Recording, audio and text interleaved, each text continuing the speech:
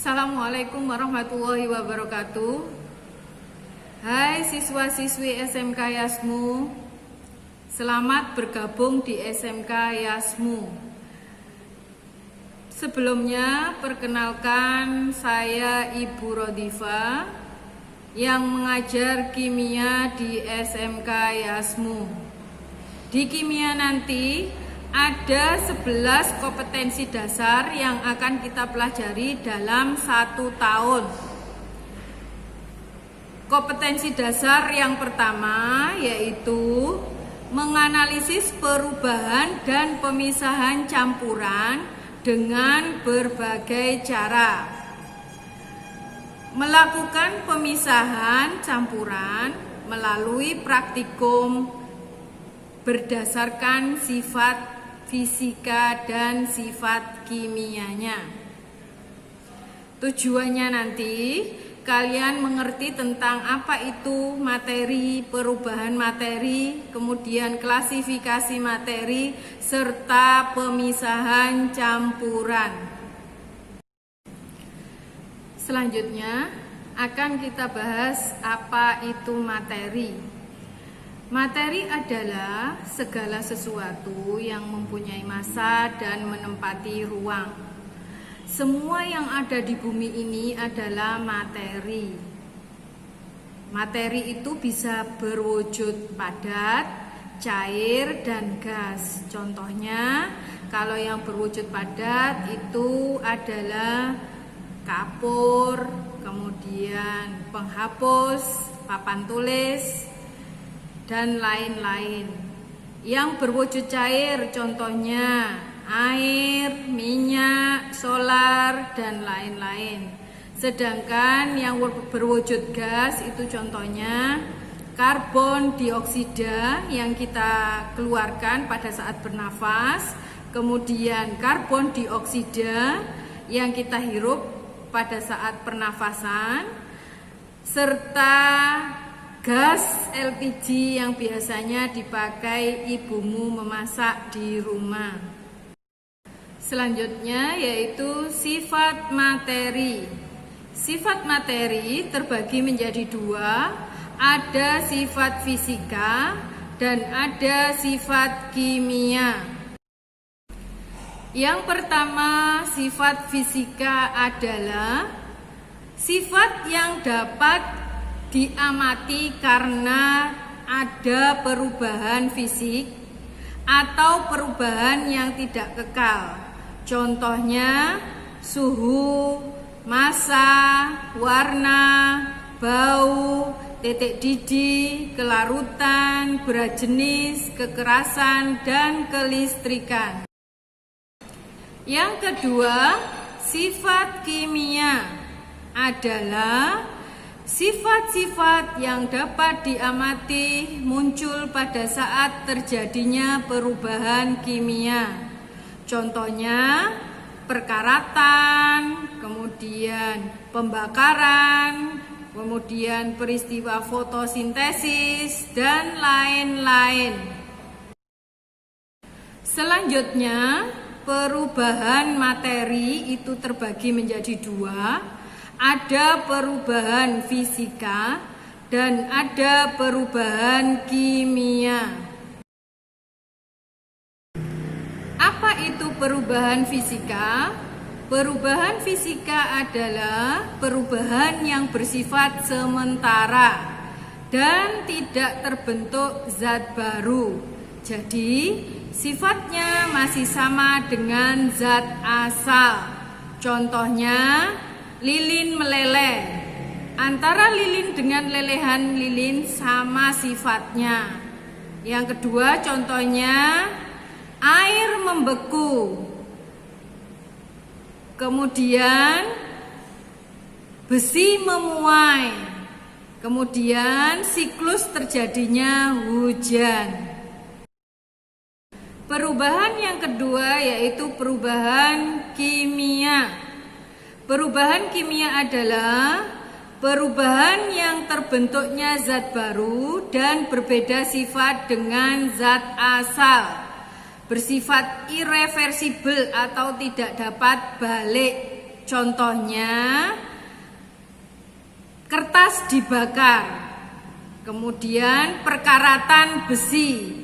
Antara besi dengan karatnya sudah berbeda sifatnya. Kemudian ada proses fotosintesis, kemudian proses pernafasan dan lain-lain. Perubahan kimia disebut juga dengan reaksi kimia. Ada 4 ciri yang menandai terbentuknya reaksi kimia, yaitu yang pertama perubahan warna, kedua perubahan suhu, yang ketiga pembentukan gas, dan yang keempat pembentukan endapan baru. Contohnya perubahan warna. Apakah kalian pernah mengupas apel? Apel setelah dikupas warnanya asalnya putih menjadi coklat. Itu berarti terjadi perubahan kimia karena terjadi perubahan warna. Contoh perubahan materi yang lain yaitu gula. Kalian tahu gula yang kamu pakai dalam kehidupan sehari-hari untuk membuat minuman? Gula adalah senyawa yang mudah terurai atau terdekomposisi dengan pemanasan menjadi senyawa yang lebih sederhana. Misalnya karbon hitam atau arang yang tidak dapat terurai lagi baik secara fisika maupun kimia, tetapi dapat berubah struktur dan sifatnya menjadi grafit dan intan. Gula yang asalnya putih setelah terjadi pemanasan menjadi coklat kehitaman. Itu menandakan bahwa rumus gula itu ada karbon atau arangnya. Selanjutnya, klasifikasi materi. Klasifikasi materi itu adalah pengelompokan materi. Materi dikelompokkan menjadi 2, ada zat tunggal dan ada campuran. Zat tunggal itu terbagi menjadi 2, ada unsur dan ada senyawa. Sedangkan campuran itu nanti terbagi menjadi 2, ada campuran homogen atau yang disebut dengan larutan nanti, ada campuran heterogen. Yang termasuk zat tunggal yaitu ada unsur dan senyawa. Sedangkan yang termasuk campuran tadi ada campuran homogen yaitu larutan. Sedangkan ada campuran heterogen yaitu koloid dan suspensi. Apa itu unsur? Apa itu senyawa? Sekarang kita bahas pengertiannya satu-satu. Apa itu zat tunggal? Zat tunggal adalah materi yang seluruh bagiannya memiliki komposisi yang sama dan memiliki seperangkat sifat yang tetap dan khas. Contoh zat tunggal, air termasuk zat tunggal, emas termasuk zat tunggal, besi termasuk zat tunggal.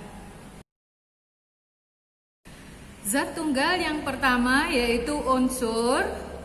Unsur adalah zat tunggal yang tidak dapat dipisahkan menjadi sesuatu yang lebih sederhana, baik secara fisika maupun kimia.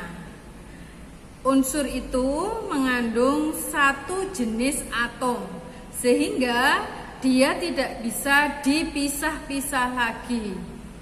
Contohnya natrium, lambang unsurnya Na. Kemudian magnesium, lambang unsurnya Mg. Kemudian emas, lambang unsurnya AU, dan lain-lain. Unsur dikelompokkan menjadi 3, ada unsur logam, kemudian unsur metaloid atau peralihan, yang ketiga yaitu unsur non-logam. Unsur logam berarti dia mempunyai sifat logam, sedangkan metaloid atau semilogam berarti punya sifat di antara logam dan non-logam. Yang ketiga yaitu unsur non-logam berarti dia tidak mempunyai sifat logam.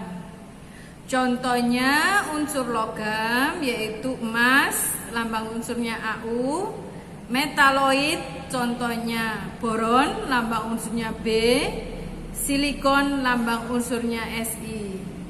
Dan contoh non-logam adalah Cl klor, kemudian He hidrogen, Ne neon. Zat tunggal yang kedua yaitu senyawa. Senyawa adalah zat tunggal yang terdiri atas 2 atau lebih unsur yang secara kimia bergabung dengan perbandingan tertentu. Jadi senyawa ini masih dapat diuraikan menjadi zat lain, sedangkan unsur tadi tidak dapat diuraikan. Contohnya senyawa yaitu air, rumus kimianya H2O. Jadi air ini dapat dipisahkan menjadi H dan O, yaitu hidrogen dan oksigen. Contoh yang lain sukrosa, yaitu rumus kimianya C12H22O11. Sukrosa ini bisa dipisahkan menjadi karbon, yaitu C, H, dan O. Karbon, hidrogen, dan oksigen. Berdasarkan sumbernya, senyawa dikelompokkan menjadi 2, yaitu senyawa organik dan senyawa anorganik.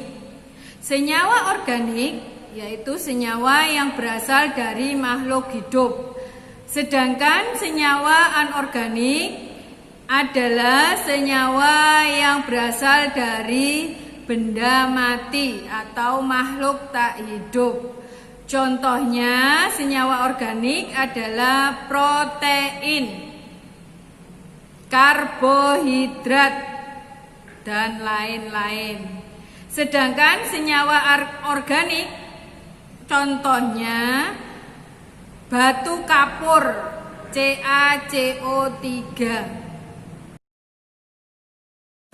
Tadi pengelompokan materi ada 2, yang pertama zat tunggal, kemudian yang kedua campuran. Sekarang yang kedua campuran adalah materi yang tersusun dari beberapa zat tunggal sehingga mempunyai sifat dan komposisi yang bervariasi. Ciri-ciri campuran terdiri dari 2 jenis zat tunggal atau lebih dengan komposisi tidak tetap.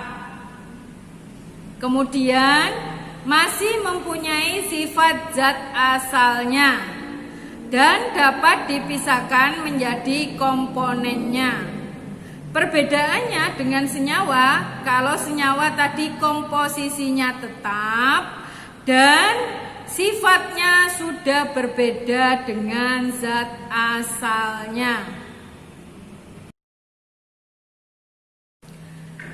Campuran dibedakan menjadi 2, yaitu 1 campuran homogen atau serba sama, 2 campuran heterogen atau serbaneka.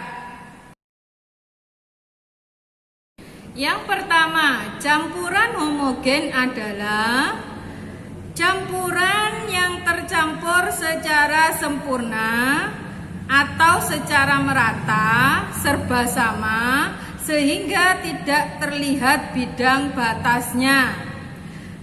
Campuran homogen disebut juga larutan.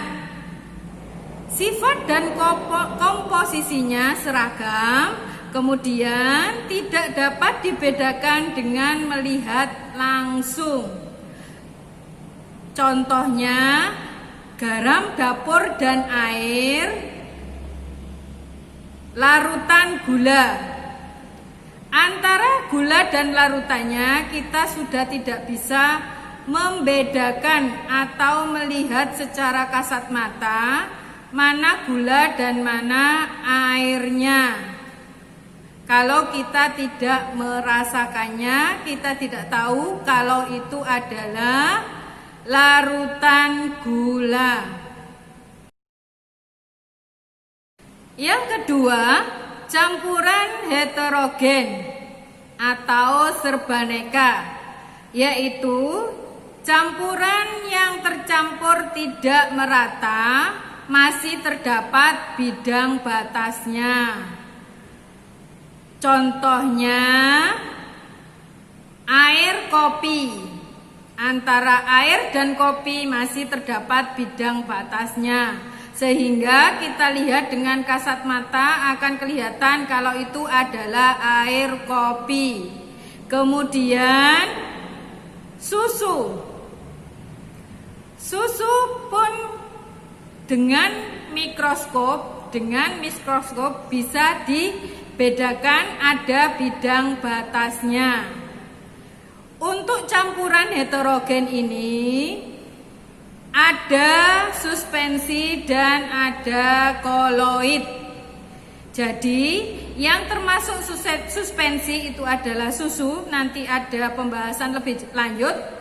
Kemudian ada suspensi, yaitu contohnya air kopi.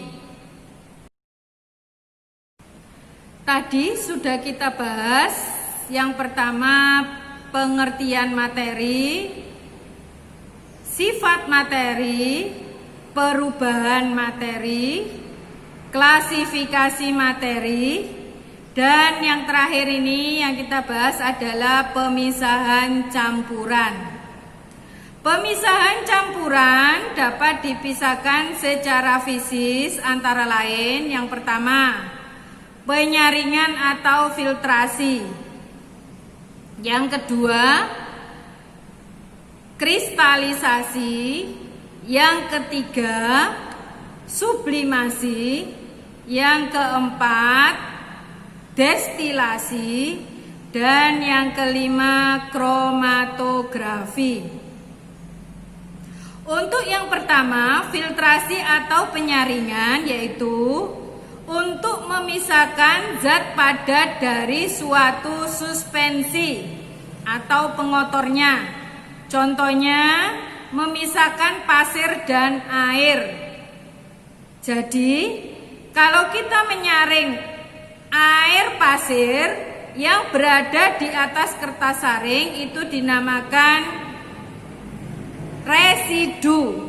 Sedangkan hasil saringannya itu dinamakan filtrat.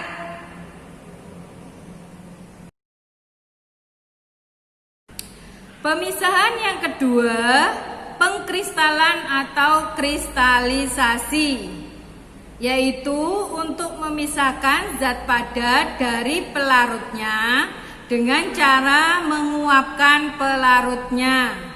Contohnya pembuatan garam dapur,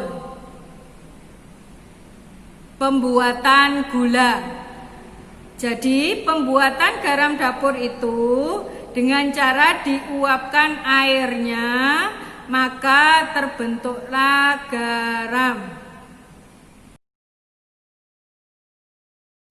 Selanjutnya, yang ketiga yaitu penyulingan atau destilasi, yaitu untuk memisahkan zat cair dari campurannya berdasarkan perbedaan titik didih. Contohnya, pembuatan minyak kayu putih, pembuatan minyak wangi, dan lain-lain.